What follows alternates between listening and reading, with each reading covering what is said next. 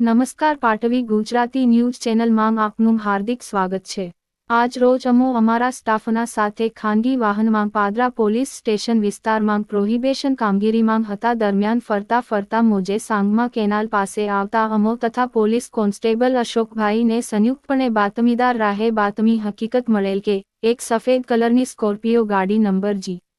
J06DG8218 માંગ ભારતીય બનાવટનો વિદેશી દારૂનો જથ્થો ભરેલ છે અને તે ગાડી વડોદરાથી પાદરા તરફ આવનાર છે।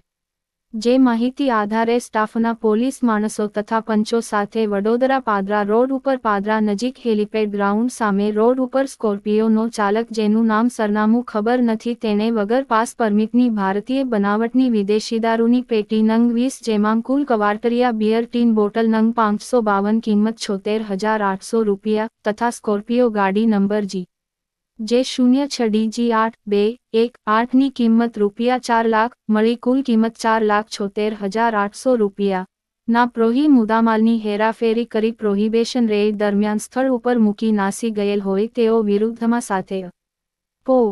અશોકભાઈ કાનાભાઈ બક્કલ નંબર રૂન 1208 નોકરી લોકલ ક્રાઇમ બ્રાન્ચ વડોદરા ગ્રામ્ય વડોદરા નાઓની પ્રોહી એક્ટ કલમ 65 98 મુજબની ફરિયાદ અમારા રૂબરૂની લખી લઈ આ સાથે ફરિયાદ મુદ્દામાલનું પંચનામું મુદ્દામાલ તથા સેમ્પલો આ બરાબર મોકલી આપેલ હોય તો ગુનો રજીસ્ટર કરી આગળની તપાસ માટે કાગળો જે તે તરફ કરવા વિનંતી છે। રિપોર્ટર રાજેશ પરમાર મુવાલ।